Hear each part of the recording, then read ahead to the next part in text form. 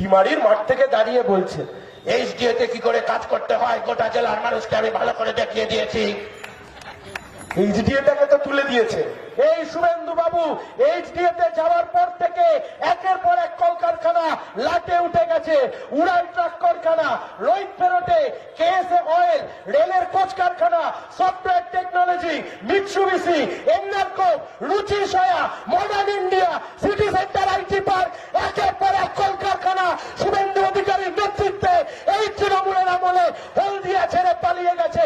আর আপনি আজকে সব সেজে গোটা এলাকার মানুষের সামনে বলছে হলদিয়াতে আপনি শিল্পায়ন করবেন।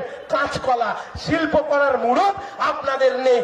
কত রাস্তা করেছি, জল দিয়েছি, লাইট পোস্ট করেছি, এইচডি এর কাজ ছিল না 2011 সাল অব্দি। বই আজকে নেই, পরের দিন থেকে বই দেখিয়ে দেখিয়ে বলবো। 2009 সাল যে ভোটে